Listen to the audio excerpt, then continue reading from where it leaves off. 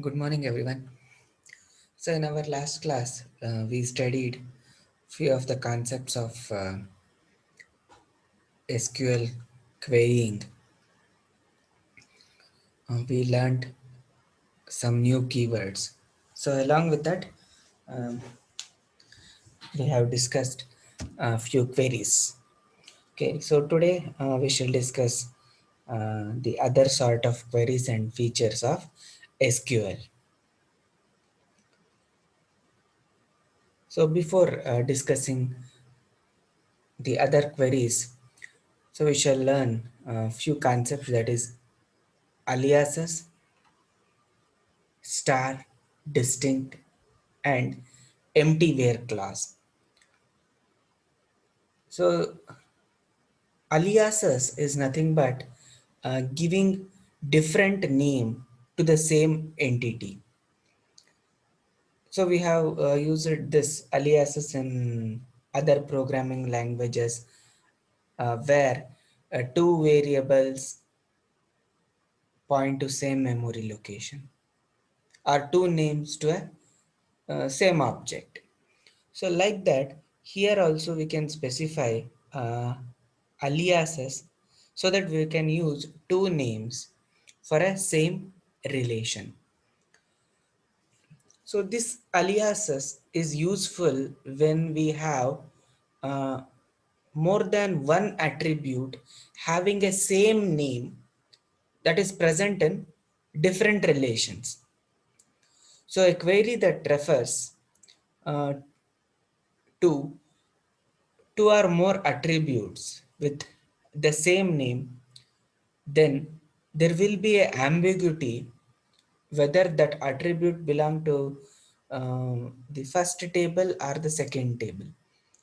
So in that situation, we must qualify that particular attribute with the name of the relation. So that is by prefixing it. So you can observe in the example over here, that is employee last name department dot dname. So this employee is the name of the relation followed by the dot operator and then the name of the attribute. So this is the prefixing, or it is also called as qualifying. So this we should use when we have two attributes having same name. So in place of that, we can use aliases also. So consider this particular query where we want to retrieve every employee along with his immediate supervisor or his manager. So employee and his manager we need. So both these informations are present in the employee table itself, where super or manager SSN is present over here and employee name is present over here. So for each employee, we can get the SSN of his manager. So once we get the SSN of the manager, then we have to extract the name of the manager, which means we are using this employee table more than once. When we have a query like this, where same relation is utilized more than once, then to differentiate between the two instances, so we will use aliases. Here, look at the query. Select first name, last name, first name, last name. But each time if you observe here, it is prefixed by E and this side it is prefixed by S. So this is aliasing. From which table? Employee table, E and S, which means this query will run on employee table and employee table will be participating in this query once with alias E, another with alias S. So it is similar to two tables. One is having alias E, another one is having S. Now the two instances of the same table employee will be connected together or joined together with this particular condition. So E dot super SSN is equal to S dot SSN. So E is appearing as employee, that is the normal employee. In order to extract the name of supervisor, the instance yes is utilized. So that's why E dot super SSN is equal to S dot SSN. So this will join those two instances of a same table. So when we have something like this, then aliases will play a predominant role, because here we cannot qualify these two also.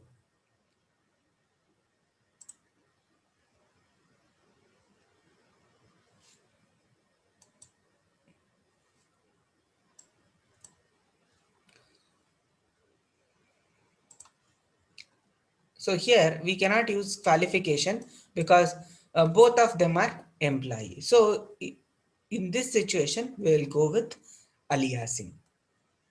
So where we will use two aliases. So when we use aliases, then the entire thing is different.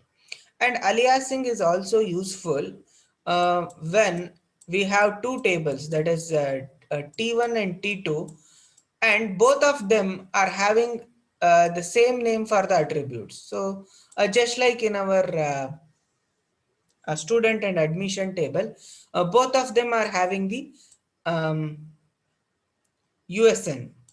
So in student also we are having USN, in admission also we are having USN. So in that situation, what we can do is, so we can write like this.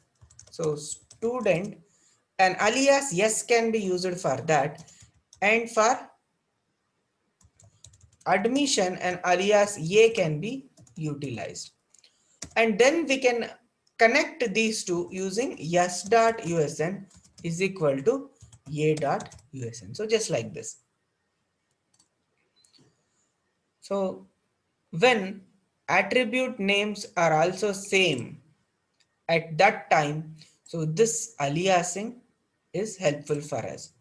Otherwise, we cannot distinguish between whether the USN which we have written over here, whether it belongs to student or it belongs to admission.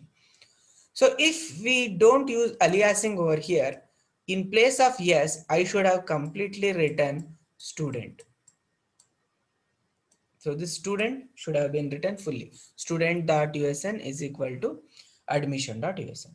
So instead of repeating an entire name, so we can just write a short form for that. So this is a query to extract names and names of an employee and their managers.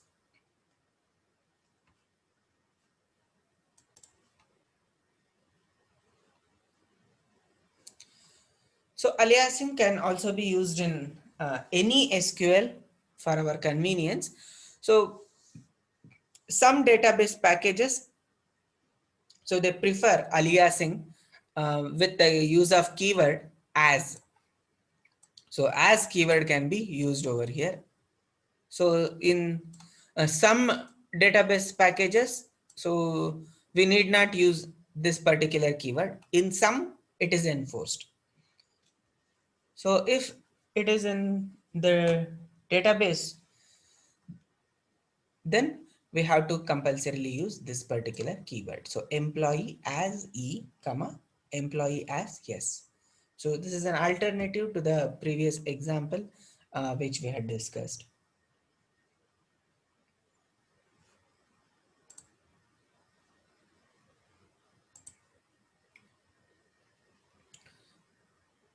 So that was about aliasing. Next, we shall look at unspecified where clause. So in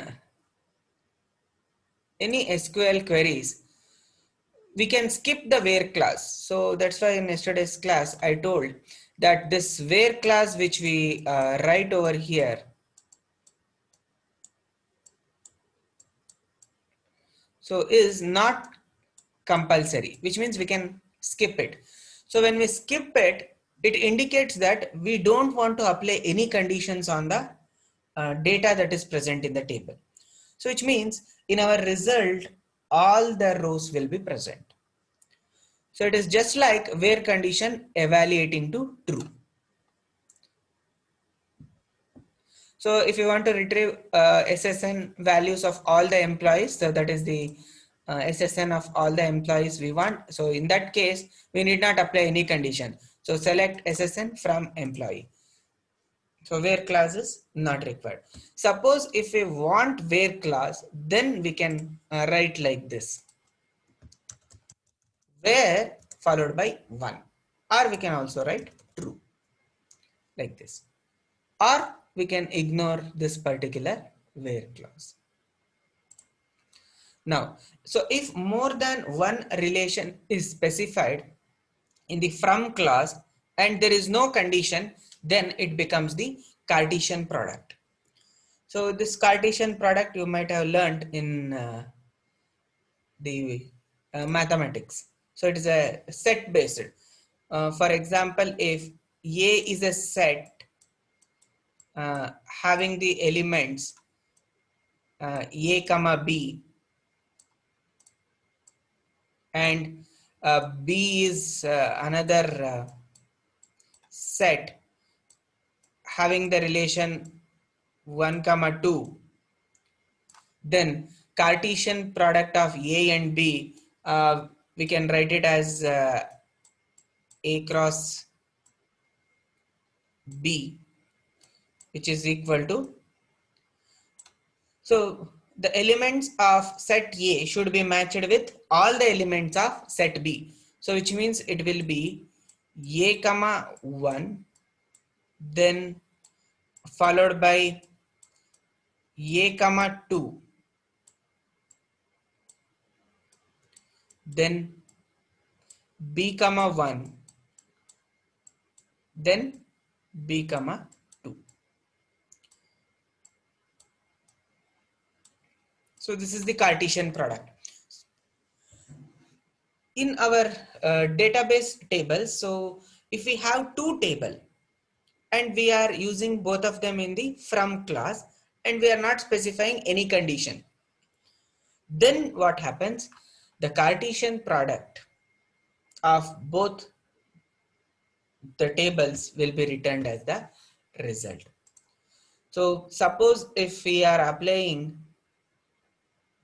the Cartesian product on the table that is like this. Select star from student and admission.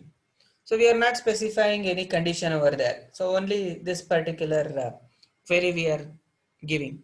Then what happens is each row of student table will be joined with each row of the admission table, even if there is no match in the USN. If there are 5 students, there will be 5 admission data. Then the result of this particular query will be 5 into 5, 25 rows will be returned. So each one will be joined with the other 5. So yielding 25 rows. So this happens when we don't have a where clause.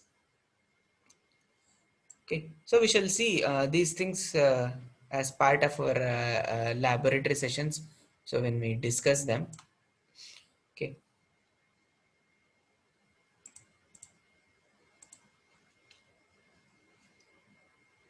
So this is another example for unspecified where clause, where select SSN and department name, employee and department.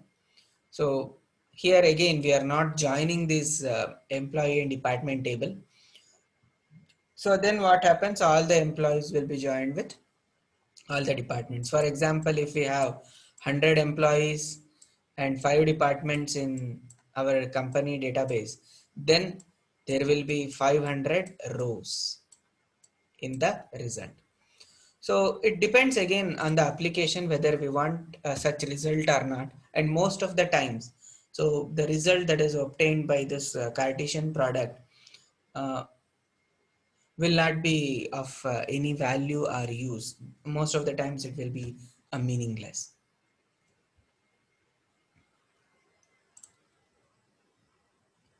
So next another one, use of star. So this we have already discussed. So the star indicates that if we want to retrieve all the attribute values of a particular table or combination of tables, so then we can use this star. So instead of listing each and every attribute, suppose in employee I have 10 attributes. So instead of writing all the 10 over here, so we can write a star. So similarly, if we are joining two tables, then instead of writing the attributes from employee table, then followed by the attributes of department table, so we can write a star over here. Then if employee is having 10 attributes and department is having 5, then in our result, there will be 15 attributes. So all of them will be written over there. So that's the significance of, uh, this is the significance of using the star operator. So in our laboratory session, so we had seen select star from tab, so which lists all the data that is present in the database. So similarly, select star from student to list all the students. So then we have another term, that is distinct. So use of distinct.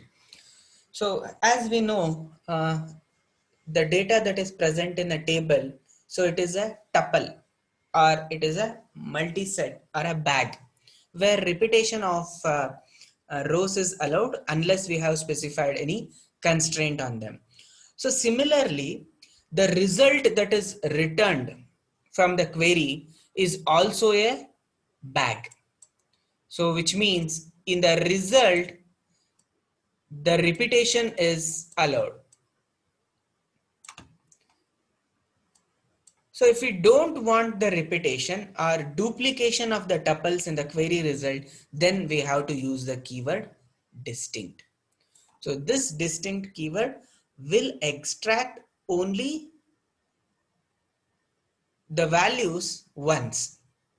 Suppose let us look at this particular query to retrieve the amount of salary of all the employees. Select salary from employee. So this will return the salary of each employee. So whatever the salary column is there in the employee table, that will be returned. Suppose let us imagine, so there is a salary amount that is maybe 25,000. So this salary is earned by 10 employees. So then what happens? This particular result, that is 25,000, will be present in the query result 10 times because the entire column is returned. So that will have this particular 25,000 10 times. But if we don't want it to be repeated and we want it only once, then we have to use the keyword distinct salary. So the keyword should be prefixed. Select distinct salary from employee. So then what happens? So it will extract the salaries only once. So which means all the salary values will be present, but it will be present only once. So in order to avoid duplication in the result, we have to use this particular keyword, that is distinct.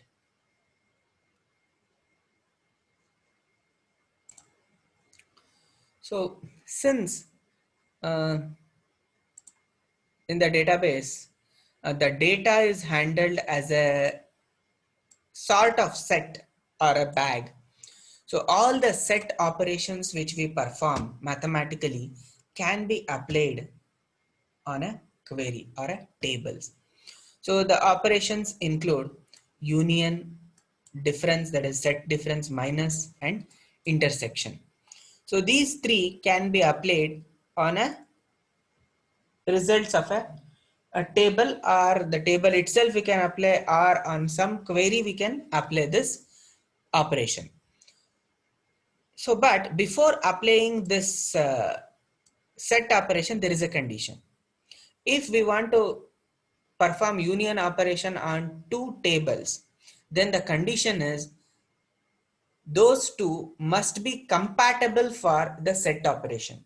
So two relations are said to be compatible for set operation if the two relations are having same attributes and the order in which the attributes appear must be same. So if these two conditions are met, then we can apply this union, set minus and intersection operations on any tables or any intermediate result of the queries.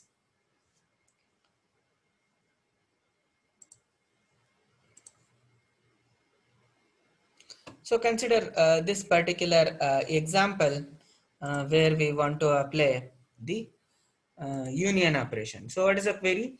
Make a list of all the project numbers that involve an employee whose last name is Smith as a worker or as a manager of the department that controls the project.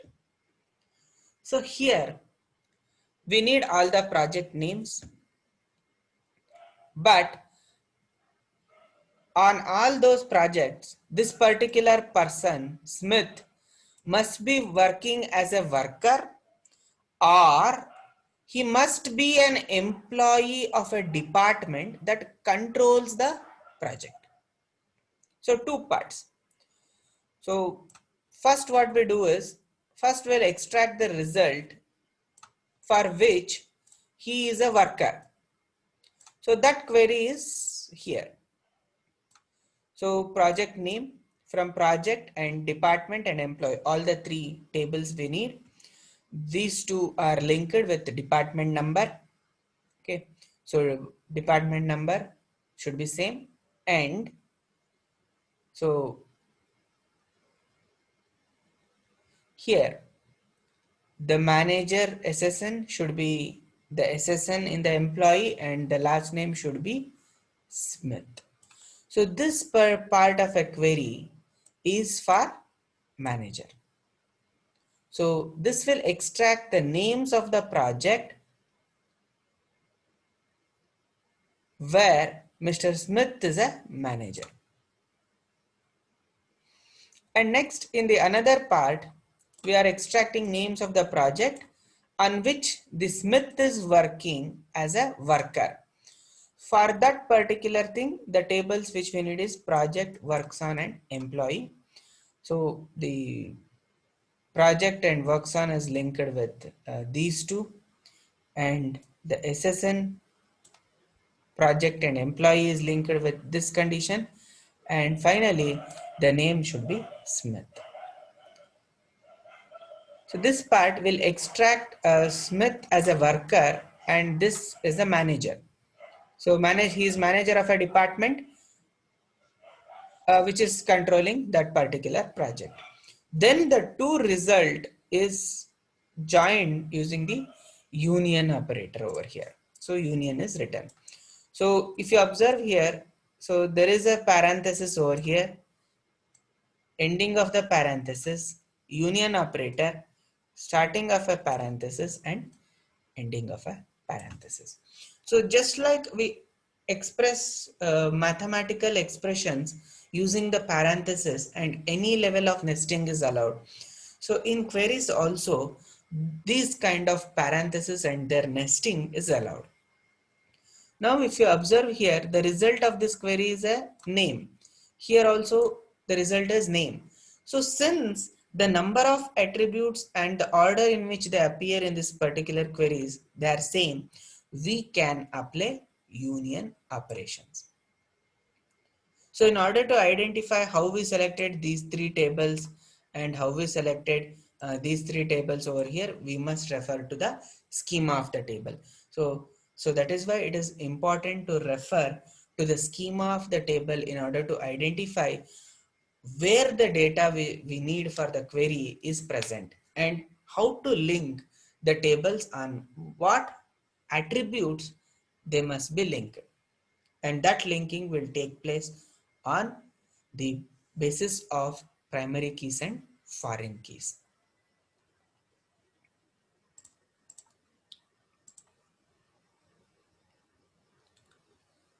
So next concept we have is nesting of queries.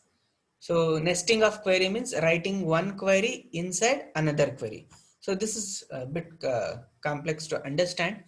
So we shall discuss this particular concept. So in future classes.